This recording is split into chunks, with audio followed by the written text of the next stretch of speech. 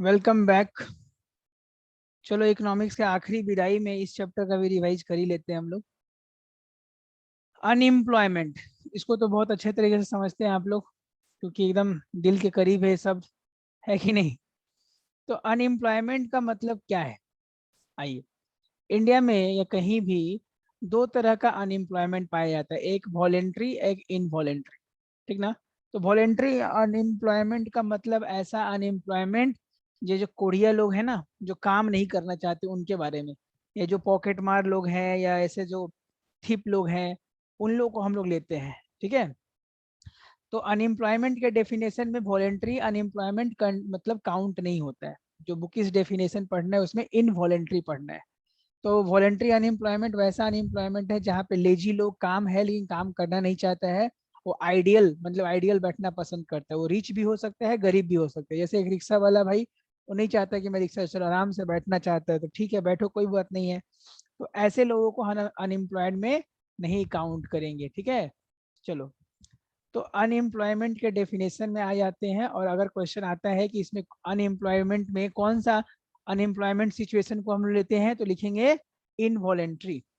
अब involuntary unemployment का मतलब क्या है? मतलब जहाँ पे कोई आदमी काम करना चाहता है, वो काम करने लायक भी है, मतलब फिजिकली फिट, मतलब उस टाइप का मतलब हैंडीकैप वो नहीं है, और वो काम करना चाहता है किसी वेज रेट पे, लेकिन उसको काम नहीं मिल रहा है। देखो कितना सुंदर डेफिनेशन लिखा है, एकदम तुम्हारे दिल के करीब आ जाएगा, क्योंकि फ्यूचर में हम लोग यही होने वाले हैं।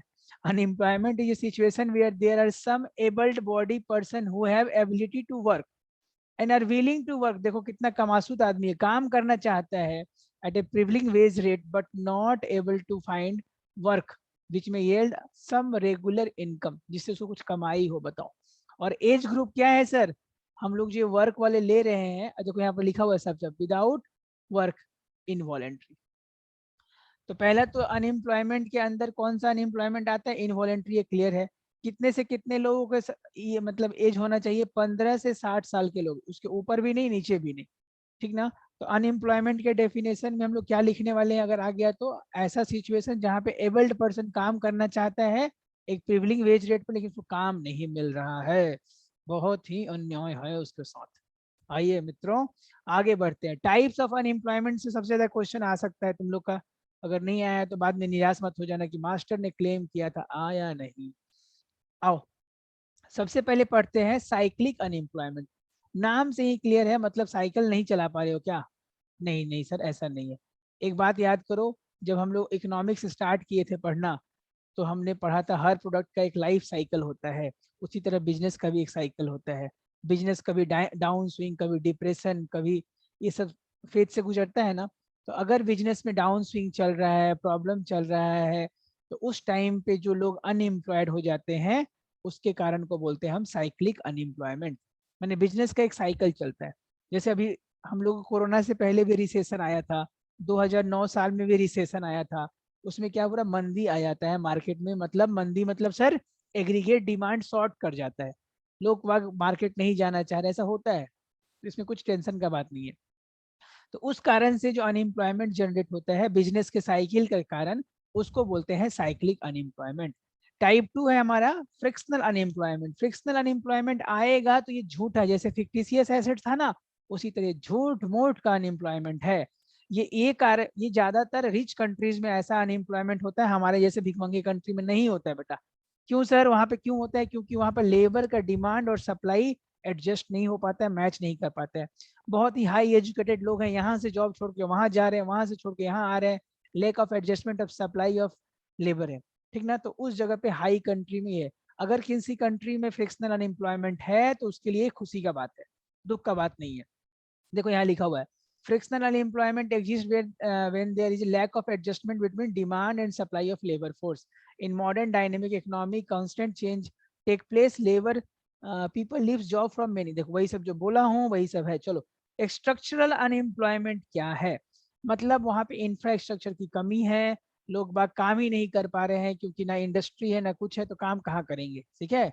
इसीलिए अपने घर पे ही बैठ के रोटी खा रहे हैं। देखिए, structural unemployment refer to situation where large number of people don't get work because of limited job opportunity। Industry होता तब ना वहां जाके लोहा वहा तोड़ते, कुछ काम वाम करते। मतलब इंफ्रास्ट्रक्चर की कमी के कारण हमारे लोग बाग काम नहीं कर पा रहे हैं, उसको बोलते हैं स्ट्रक्चरल अनएम्प्लॉयमेंट। अंदर में पढ़िएगा, समझ में आएगा। ओपन अनएम्प्लॉयमेंट क्या है? Open unemployment refer to a situation where some worker have some work कहाँ गया, some worker who have absolute no work to do. बताओ, एकदम खुला पुला नंगा अनएम्प्लॉयमेंट हो गया बेटा ओपन, मतलब काम करना चाहता है लेकिन काम ही नहीं है। तो सब सब में तो यही हो रहा है, इसमें नया क्या हो रहा है? They are willing to work at prevailing wage rate but force to remain unemployed in the absence of work. Work नहीं मिल रहा है, ठीक है, बहुत अच्छा बात है। These workers are completely idle, remain unemployed for full time. Such unemployment is clearly visible. The number of such unemployed person can be count. Hence, it is a open unemployment. ठीक है, मतलब ये नेकेड आई से भी देखा जा सकता है, आराम से गिना जा सकता है। ठीक है, अब आ जाते हैं डिसगाइज्ड अनएम्प्लॉयमेंट। इस पे क्वेश्चन आ सकता है क्योंकि इंडिया में ज्यादा एग्जिस्ट करता है। डिसगाइज्ड अनएम्प्लॉयमेंट मतलब वो एम्प्लॉयमेंट जहाँ 4 लोगों का काम है और 10 लोग काम कर रहे हैं। ठीक ना, ये ज्यादातर एग्रीकल्चर सेक्टर में होता है, जहाँ पे 5 आदमी के काम करने से भी हो जाता, वहाँ 5,000 आदमी वही काम कर रहा है। ठीक है, 2 आदमी ट्रैक्टर के आगे घूम रहा है, तो जेसीबी के पीछे घूम रहा है। तो डिसगाइज्ड अनएम्प्लॉयमेंट मतलब क्या? जहाँ situation when the number of workers engage in A job is much more than actually required, मतलब जितना दरकार है उससे ज्यादा लोग लगे हैं पब्लिक सेक्टर में। इसीलिए तो इतना नाटक हो रहा था, याद है ना, अभी कुछ देर पहले पब्लिक सेक्टर बंद करवाए थे हम लोग। बहुत ही बढ़िया। तो डिसगाइज अनएम्प्लॉयमेंट इंडिया जैसे डेवलपिंग कंट्री में होता है। ठीक ना, और भी जो डेवलपिंग कंट्री है वहां पे इसी टाइप का अनएम्प्लॉयमेंट होगा। एग्जाम में आ जाए, डेवलप कंट्री में कौन सा अनएम्प्लॉयमेंट? फिक्शनल। क्या नाम है, डेवलपिंग कंट्री में कौन सा अनएम्प्लॉयमेंट? बोलो, डिसगाइज अनएम्प्लॉयमेंट। वेरी गुड, आगे बढ़ो, आगे बढ़ो। अब आते हैं अंडर एम्प्लॉयमेंट मतलब एम्प्लॉयड तो तुम हो लेकिन अपनी कैपेसिटी के हिसाब से काम नहीं कर रहे हो। मान लो कोई बच्चा ने बहुत मेहनत किया, वो बन गया आईआईटी से इंजीनियर। अब उसको इतना सारा इंजीनियरिंग बुद्धि पाने के बाद मालूम चला उसको कहीं जॉब लग गया मिठाई दुकान पे कैश गिनने का। बताओ, वो इंजीनियर आदमी है भाई, ब्रेन से इतना कुछ इंटेलिजेंट है, कुछ खोज दे, बना दे, रिसर्च कर दे, उसको तुम मिठाई के दुकान पे कैशियर बना के बैठा दिए हो। पेट्रोल कंपनी में उसको तुम मैनेजर बना दिए हो कि तुम पेट्रोल देखो कितना बिकता है।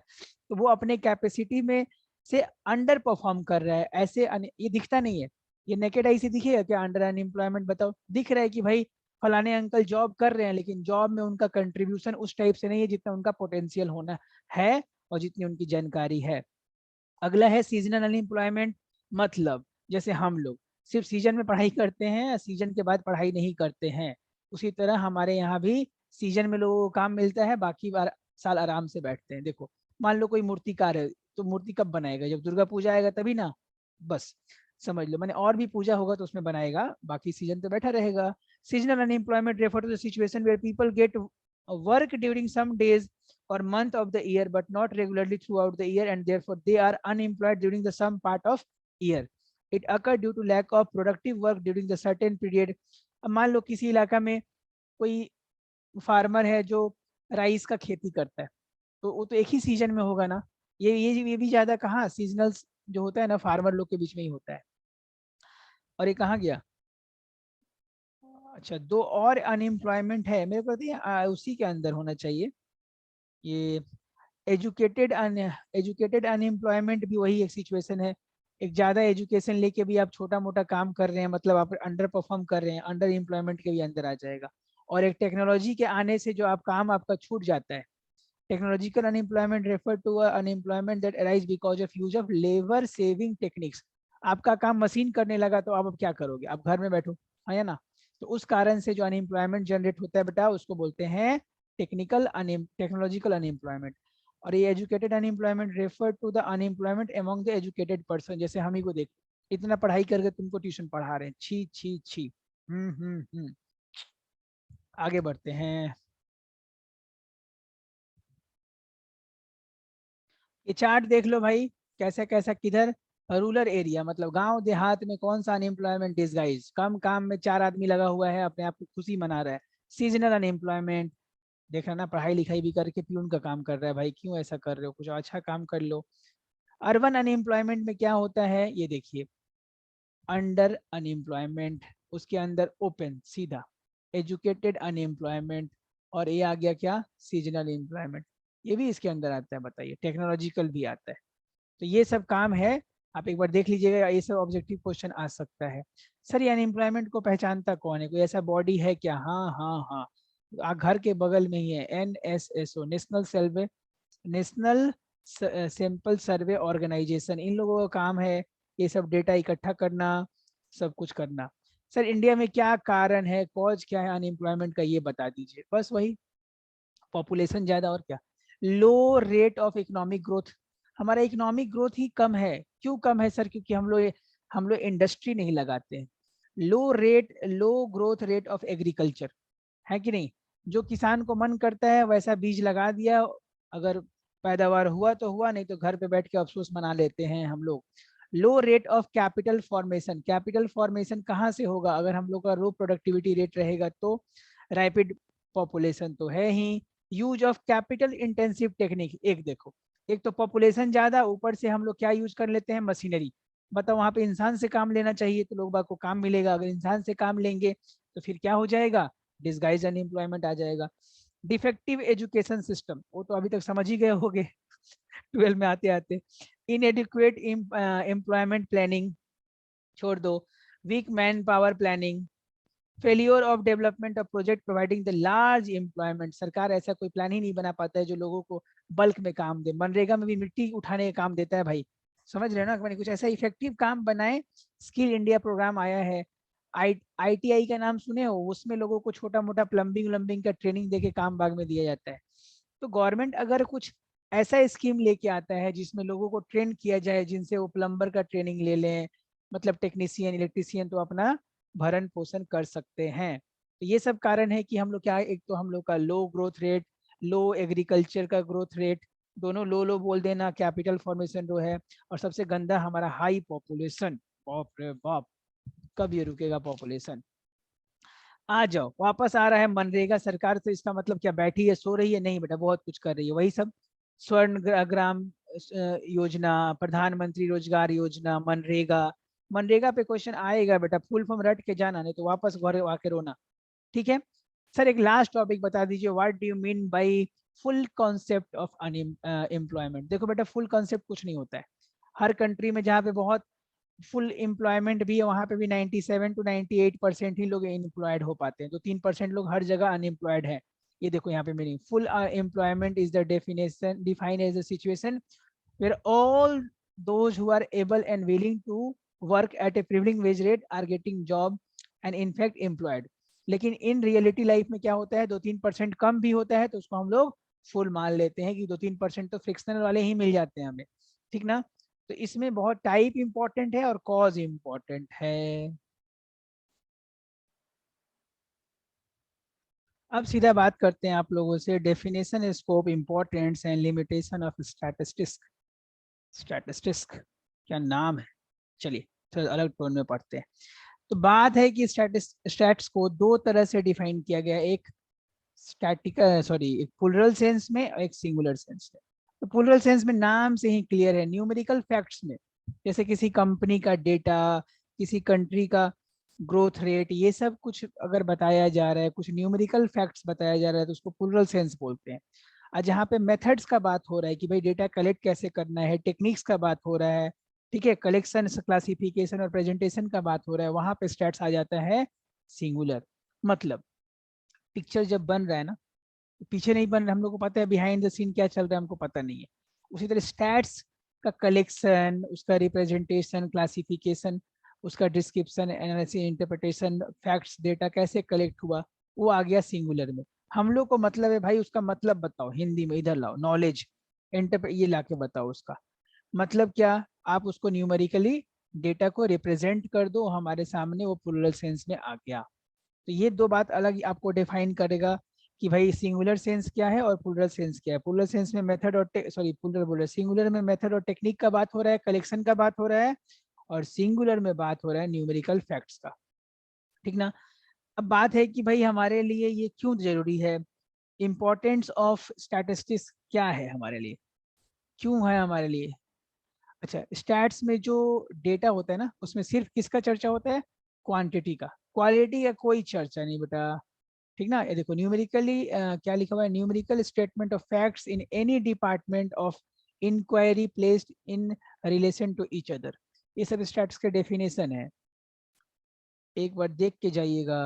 अब क्यों इंपॉर्टेंट है स्टैट्स, देखिए understanding the performance of economy, किसी भी इकोनॉमी का, जैसे तुम पर कैपिटा इनकम सुनते हो किसी भी कंट्री का, तुमको लगता है ये कंट्री तो भाई अच्छा काम कर रहा है, हमारा कंट्री क्यों नहीं कर रहा है। तो understanding the performance of economy, understanding the importance of various sector of the economy. Various sector मतलब बहुत सारा, टेलीकॉम सेक्टर है, ऑटोमोबाइल सेक्टर है, बहुत सारा सेक्टर होता है ना। उसके डेटा से ही तो, स्टैट से ही तो तुम अपना कंक्लूजन ड्रॉ करोगे कि भाई अच्छा परफॉर्म कर रहा है, बुरा परफॉर्म कर रहा है। जैसे अकाउंट्स डिसीजन लेने में हेल्प करता है मैनेजर को, वैसे ही गवर्नमेंट ये सब डेटा लेकर, बड़ी बड़ी कंपनियां सब ये सब डेटा से ही तो काम करती हैं। बिना स्टैट्स के तो डिसीजन मेकिंग मतलब आप ऐसे ही अंधेरा में लाठी चला रहे हो समझ लो। Study of regional balance and imbalance, क्यों रीजनली हम लोग, गुजरात ज्यादा डेवलप क्यों है, आसाम कम डेवलप क्यों है, ये सब स्टैट्स से ही मालूम चलेगा हमें। स्टैट्स फॉर प्लान डेवलपमेंट, अब सरकार हर 5 साल पे एक पंचवर्षीय योजना चलाता है, तो उसके पास डेटा रहेगा तभी तो अपना योजना चला पाएगा कि क्या चीज पे हमको पैसा खर्चा करना है, अपना फिजिकल पॉलिसी मतलब टैक्स का पैसा कहाँ खर्चा करना है। तो ये सब स्टैट्स हेल्प करता है, रिसर्च में हेल्प करता है और हमें डेवलपमेंट में हेल्प करता है। लेकिन स्टैट्स में इतना अच्छाई होने के कारण कुछ बुराई भी है, आइए बुराई देख लेते हैं। पहला तो भैया स्टैट्स जो है ना, वो क्या किस पे कॉन्सेंट्रेट करता है, क्वालिटी पे कि क्वांटिटी पे, सिर्फ क्वांटिटी पे। अरे वापस कहाँ आ गए भाई, एक मिनट। स्टैटिस्टिक्स के लिमिटेशन का बात किया जाए तो स्टैट्स कभी किसी इंडिविजुअल पे ध्यान नहीं देके पूरा ऑर्गेनाइजेशन पे ध्यान देता है और ऑब्जर्वेशन पे, है ना, किसी मतलब इंडिविजुअल के फोकस नहीं करता। यहाँ पे एग्जांपल क्या लिखा है देखो तो, for instance in stats we are concern with the monthly income of different person in a particular organisation, not with the income of a particular person. एक इंसान का बात नहीं, पूरे समूह का बात है। जैसे हम लोग मीन मीडियन मोड निकालते हैं तो उसमें एवरेज का बात करते हैं ना, एक आदमी का बात तो नहीं करते हैं।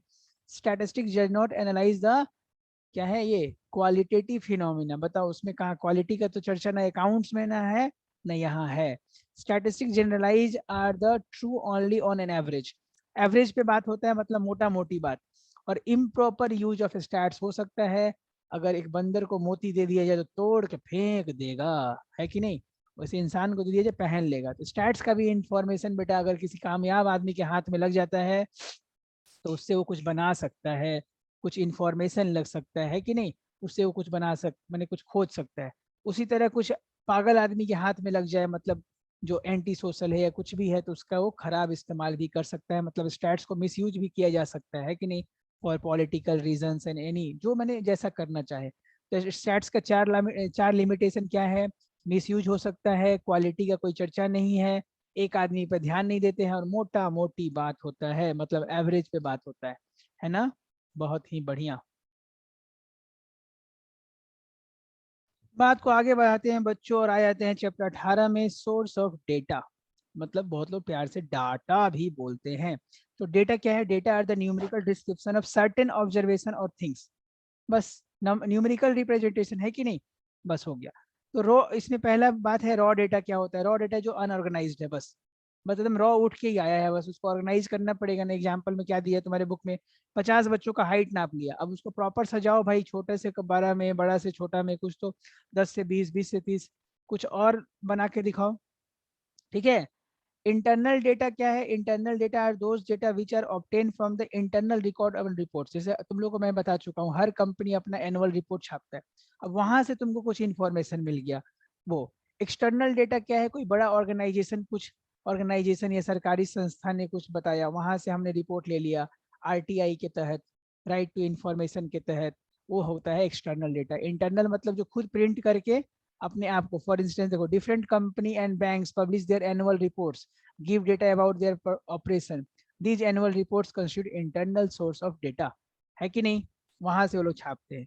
अब आ जाते हैं प्राइमरी और सेकेंडरी, जो बहुत इंपॉर्टेंट है एग्जाम पॉइंट ऑफ व्यू से। हम्म।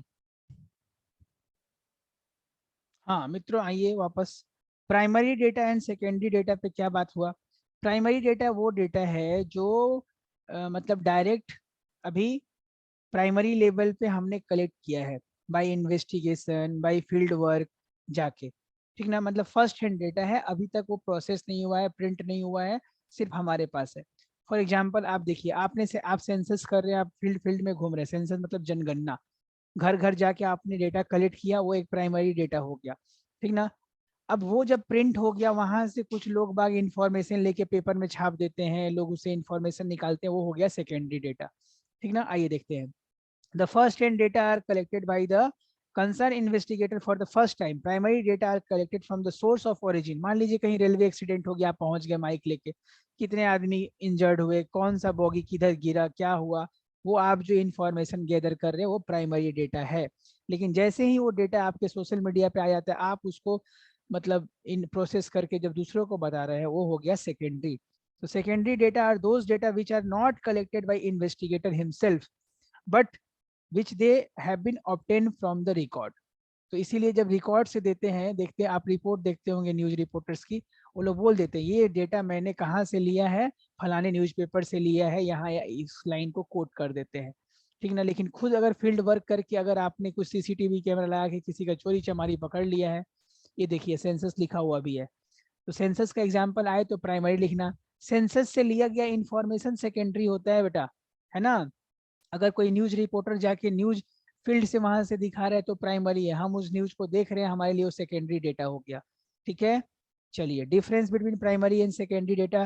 पहला डिफरेंस है डिफरेंस ऑफ ओरिजिनलिटी, मतलब कहाँ से ओरिजिन हुआ है। Primary data original in character, they are first hand data and collected by the investigator himself, जिसने इन्वेस्टिगेट किया उसी ने डेटा को कलेक्ट किया है। सेकेंडरी डेटा ऑलरेडी यूज्ड है, वहां से लिया गया है। difference in suitability, primary data are expressly collected by investigator and for predetermined objective, कोई उसका मकसद होगा। secondary data के लिए क्या कर रहे हैं, however these data may be used for agency as a secondary data, जो एजेंसी उसका इंफॉर्मेशन का इस्तेमाल करेंगी वो होता है। बहुत लोग बाग ऐसे ही रास्ता में घूमते रहते हैं कैमरा लेकर, वो डेटा कलेक्ट कर लिए न्यूज एजेंसी को भेज देते हैं, ठीक ना। अब क्या क्या मेथड है ये देख लो, यहाँ पे ये सब क्वेश्चन आता है जनरली बहुत बार। एक है कि भाई डायरेक्ट पर्सनल इन्वेस्टिगेट और इंटरव्यू करके तुम प्राइमरी डेटा कलेक्ट कर सकते हो, इनडायरेक्ट ओरल इन्वेस्टिगेशन करके डेटा कलेक्ट कर सकते हो, इंफॉर्मेशन फ्रॉम लोकल एजेंट और कॉरेस्पॉन्डेंट, हर न्यूज चैनल के ना लोकल लोकल आदमी रहते हैं, वो उनको खबर देते हैं कि यहाँ पे ऐसे हो रहा है वैसे हो रहा है, समझ रहे हो कि नहीं। बहुत बढ़िया। कुछ मेल करके आपसे क्वेश्चन पूछा जा सकता है कि भैया बताइए आपको क्या क्या इस प्रोडक्ट के बारे में अच्छा लग रहा है, वहां से भी डेटा आता है। कुछ क्वेश्चन फील्ड किया जाता है इनोमिनेटर के द्वारा कि भाई ये सब का आंसर कर दीजिए, बताइए ये चीज यहाँ पे होता है कि नहीं। तो क्योंकि कोई भी डेटा कलेक्ट करने का एक मेथड होगा ना, ऐसे तो हम मुंह उठा के नहीं चले जाएंगे, तो ये 4-5 मेथड है जो प्राइमरी डेटा को कलेक्ट करने में हेल्प करता है। कितना बड़ा चैप्टर है, खत्म ही नहीं हो रहा है। उफ। चलिए अब बात कर लेते हैं technique and method of data collection. तो अब डेटा को कलेक्ट करने के लिए एक मेथड तो सेंसस है जो हर कंट्री में किया जाता है, पूरा डिटेल, मैंने घर घर जाके बातों को इन्फॉर्मेशन को लिया जाता है, देखिए पूरा लिखा हुआ है। Census technique is that method in which the required statistical information or data is collected from each and every unit constituting the population और यूनिवर्स रिलेटिव, जिसका भी बात कर रहे हैं मतलब हर घर। अब सेंसस होता है 10 साल 5 साल बाद एक बार, क्यों इतना टाइम लगता है, क्योंकि एक बार सारा इंफॉर्मेशन लेने उसको प्रिपेयर करने में सरकार का हालत खराब हो जाता है बेटा, इसीलिए बार बार सेंसस नहीं होता है, ठीक है। आगे बढ़ते हैं। और एक है सैम्पलिंग मेथड। सैम्पलिंग में हम क्या करते हैं, हम लोग जब सर्वे करने जाते हैं तो एक छोटा सा सैंपल उठा देते हैं, उसी से कंक्लूजन निकाल लेते हैं कि भाई यहाँ पे ऐसा हो रहा है, ठीक ना। जैसे मान लो तुमको जानना है कि हमारे स्कूल में बच्चों का मंथली पॉकेट मनी कितना है, तो 10-12 बच्चों से पूछ लो, मोटा मोटी तुमको आइडिया लग जाएगा कि भाई हाँ इतना ही मंथली है।